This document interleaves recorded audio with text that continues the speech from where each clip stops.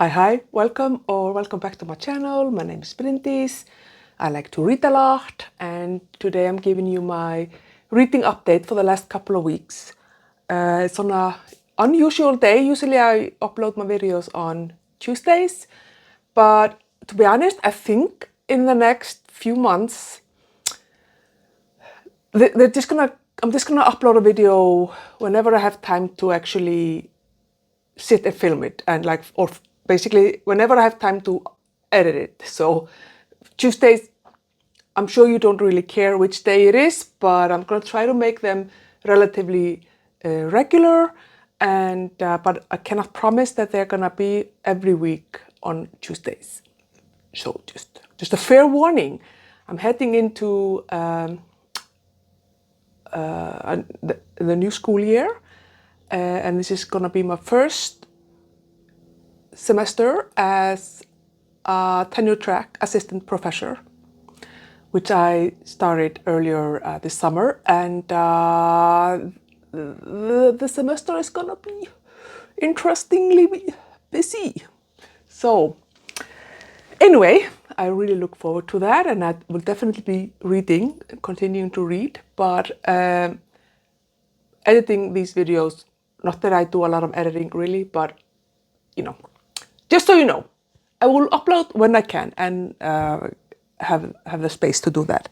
But so, what I've been reading for the last couple of weeks, I have not actually been reading nearly as much as I would have thought, given that I was or am still actually on my annual leave, my summer break. I was working a lot in the garden at my parents' house back home in my hometown. But I actually found for the first time in like 8 years,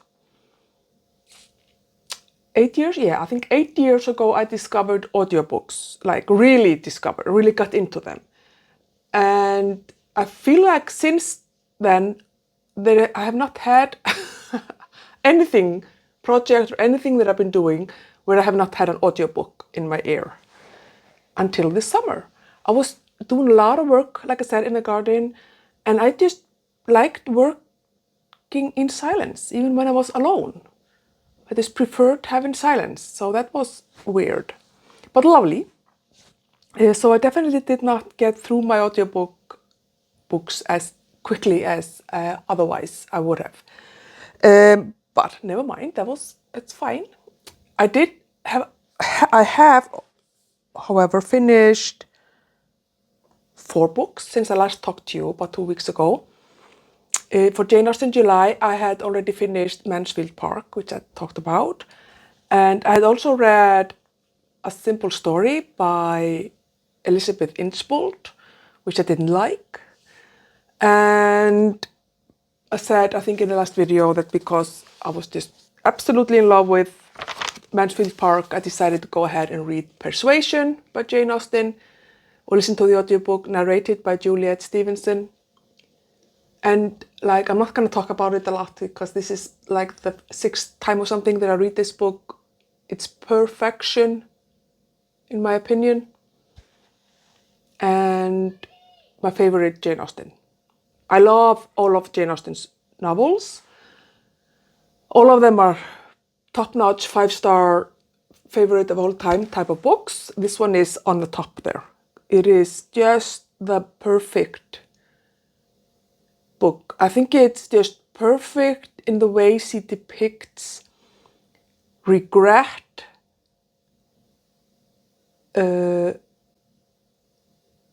like anxiety over like if he loves you or not, but not in a way that, I mean, you feel that she's gonna be completely shattered if he doesn't love her anymore, but she's also a very strong heroine that I feel that like it's not, I don't know, I can't really explain what it is about this book. It just takes my heart, rips it out of my body,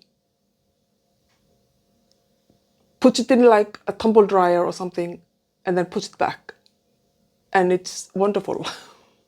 It's such a beautiful story, and the characters are just so much fun.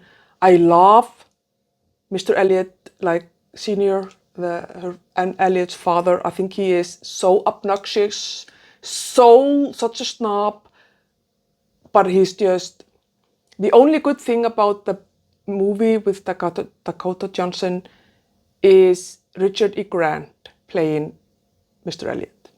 It's perfection. I love this book, so 50,000 stars. And then I decided, after I finished that one, to actually go ahead and read The Romance of the Forest by Anne Radcliffe. It is also a part of Jane Austen July for me. This is, no, it's not. It's not a big book. Excuse me.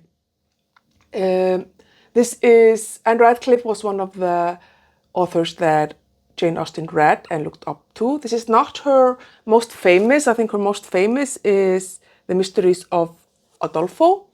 But I think this is her first,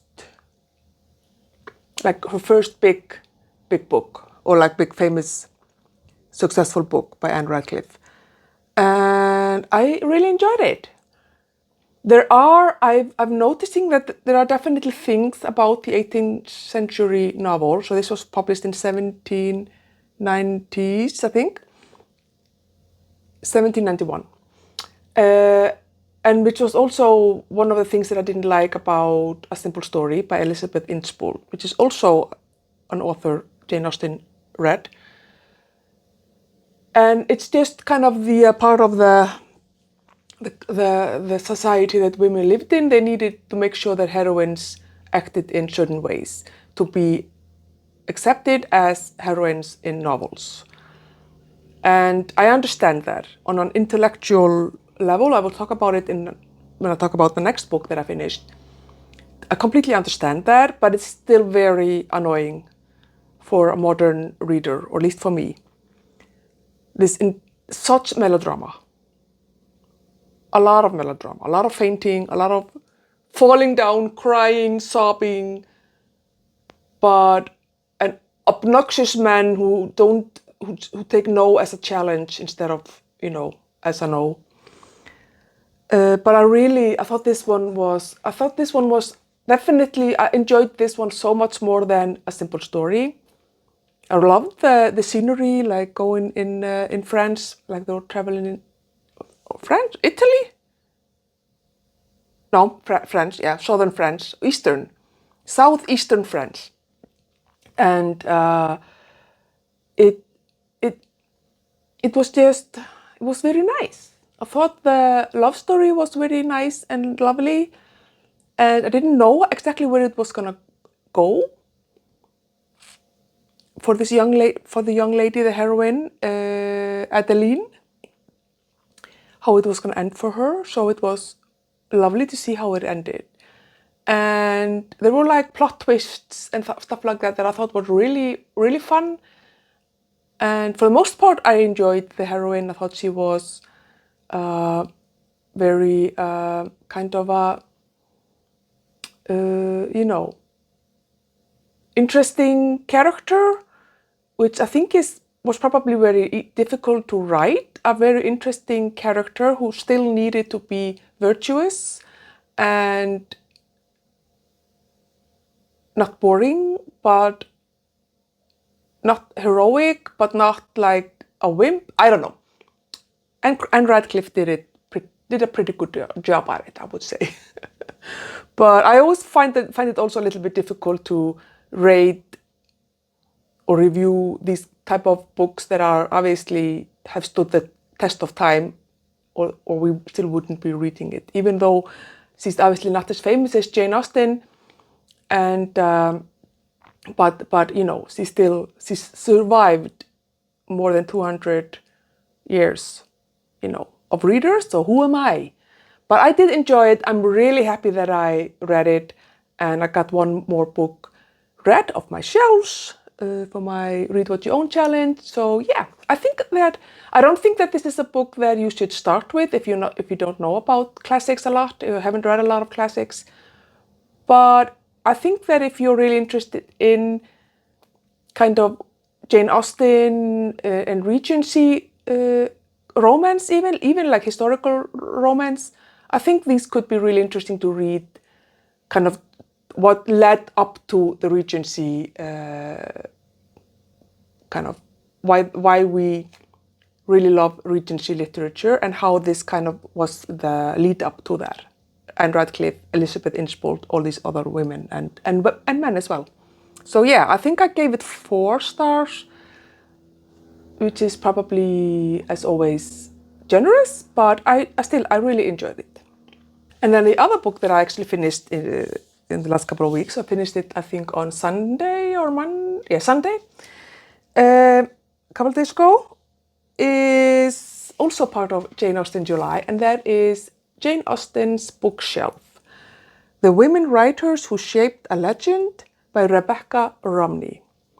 So this is, as the title indicates, a book about the women writer who shaped Jane Austen, the women that Jane Austen read, but that were, for the most part, kept out of the canon of classical literature, and kind of, in a way, some of them at least, very systematically wiped from the canon, from what we considered classics. Rebecca Romney is a rare book dealer and a rare book collector, and I thought it was really fascinating reading about her kind of journey, discovering, first of all of these writers. There are 8 women writers from the 18th century.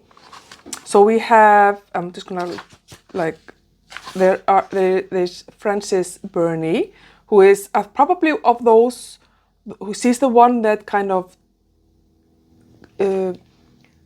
was never really kind of removed from the canon, although maybe a little bit. And Ratcliffe, I've read Anne Radcliffe, one book from her, and I've read 2 books from Frances Burney. Frances Burney, I think, is absolutely fantastic, and I really, really loved Evelina and Camilla by Frances Burney. Fantastic novels. And then there was Anne Radcliffe, which, like I said, I just read one of her books. Charlotte Lennox, which I haven't read. Hannah More, which I haven't read. Charlotte Smith, which I haven't read. Elizabeth Inchbold, who I read A Simple Story, and I didn't really like it, but she was actually probably more known as a playwright. She did read publish some books. Hester Lynch Thrale Piozzi, which I haven't read, and then Maria Edgeworth, which I haven't read. And so I actually first thought that Rebecca Romney had gone through all the books that were on Jane Austen's bookshelves. That's what I thought this book was. It isn't. It is her kind of collecting her own Jane Austen-inspired bookshelf. So she went through, then obviously she's read Jane Austen a lot of times, she's a big fan. So she went through, I think, all the novels and all of the works by Jane Austen, as well as Jane Austen's letters, and took the names of these women from there, and then kind of started digging. And I think she tried to read all the novels. A lot of these women were poets as well. They wrote essays, travelogues, plays, and different stuff like that. There's actually one of them, now I can't remember because I didn't write it down, silly me. One of them actually wrote like a pedagogical kind of book, which I need to find out who that was and read that, because that's my kind of field. And it would be fun to see what she was. She seemed to be they were kind of in the kind of play, learning through play, and being in kind of the romantic, Jacques Rousseau kind of vibe with how small children learn. So that's very interesting to me. But I thought this was so good. This is a 5-star book for me. I loved this book. It was so good. And I loved discovering these women writers. She does do a little bit of a biography, not like huge. This is not like a biography of these 8 women, for sure. They're obviously too short for that. But she does go a little bit into their background, how they were, like, where were they born, where were they raised, did they get married, blah, blah, blah, and stuff like that.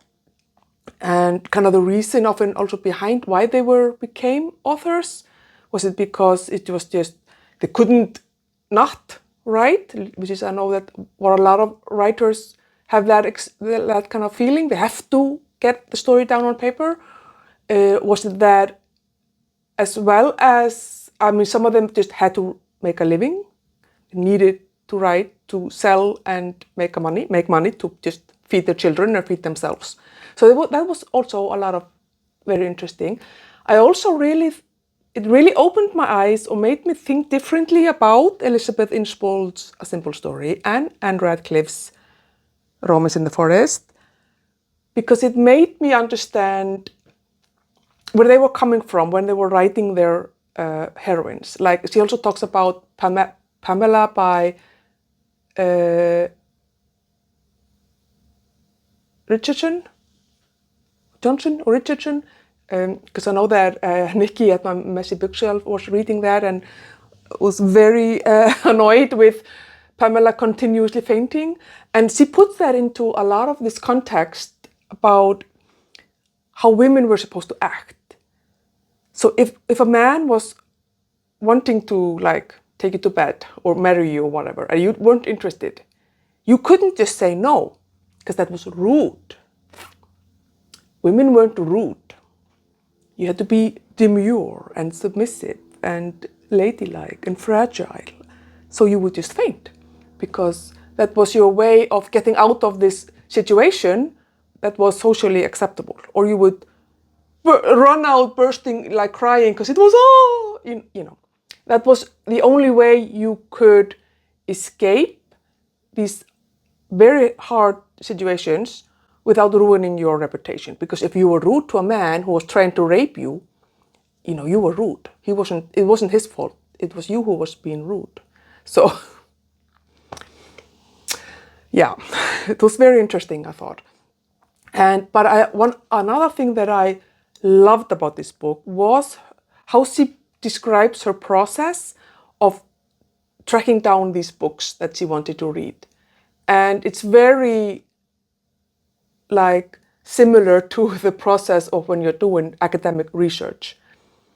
And I thought it was fascinating. It was absolutely fascinating. And yeah, this is a really good book. I absolutely loved it and would recommend. And then the last book that I finished yesterday, actually, is Anne Cleeves' Silent Voices, which is the 4th book in the Vera Stanhope series. I hope that's I always forget her last name. And yeah, I listened to that as an audiobook. I just wanted something completely different from the classics, and I haven't been going for walks because I've been working in the garden, building a patio or like a deck and like doing gardening work, and I didn't have the energy to actually also go for walks to start my audiomile book. But so this was kind of a compromise, a little bit of a mystery thriller type of a book. Yeah, it was fine. It was fun. Like, I like the plot. I like the twists. I was surprised by who done it. I like Vera. Sometimes I think she's a little bit too kind of obsessed about the fact that she's alone. And sometimes I find the books a little bit fatphobic. But I can work around that. These are like from the 90s. It's what to expect. But I really like Vera. I like her relationship with Joe. I like kind of how their relationship is developing and how they kind of play off each other. And I thought this was a very good Vera detective story book. And I think I'm giving it 4 stars. It wasn't like riveting, but it was fine. And then to the books that I'm currently reading, I started to read Night Shift by Stephen King. So this is a short story collection.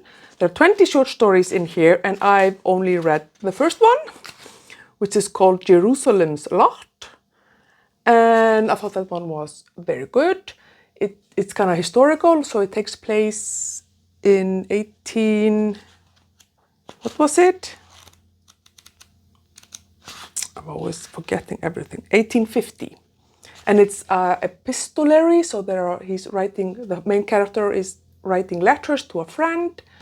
And then there are some diary entries and like different people writing letters. And it's about a man who moves to a house that I think belonged to his uncle or great uncle, something like that. And yeah, things happen. So it's kind of like a haunted house.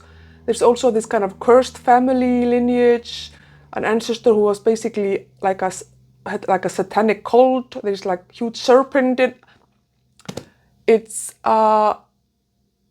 actually really, really good, and I really enjoyed it. And I thought the ending was absolutely fantastic. Like, oh no, yeah, because Stephen King is not necessarily always known for the best endings, but yeah, it's a really good book, and it's about what, 57 pages or something. So good story. So it's a good story, about 50 something pages and 54 pages. So yeah, I really enjoyed it and look forward to reading more. I'm not in a hurry to finish. I'm just gonna read as I go, but it's very good. And then the other book that I will be starting tomorrow, I'm finally gonna go for a walk, is the audiomiles group read. We Were All by Karen Slaughter, and I will start that tomorrow because I do have a walk planned and I'm gonna listen to that book. I'm gonna try to, so my plan is to listen to it as I'm walking, going for walks or runs, but maybe also in the gym or maybe just doing things around the house, we'll see. But I have until end of August to do that. And then the last book that I actually just started yesterday, and I'm already in like chapter 8 or something, and that is David Copperfield by Charles Dickens. And I'm already obsessed. Love it. It's so good. And I think this is gonna be, I feel like already that this is gonna be like a favorite. So far, I think this is, what is this, number 6 or either number 6 or number 8 of Charles Dickens' novels that I read. And so far, Nicholas Nickleby is my favorite. I mean, I've loved every single one of them. They've all been 5 stars. Pickwick Papers, the Old Curiosity Shop. Oh, my memory is so bad. Anyway, all of those books that I've read have been really good. My favorite of them has though been Nicholas Nickleby. But I can already feel that this is probably gonna be number 2 or even surpass Nicholas Nickleby.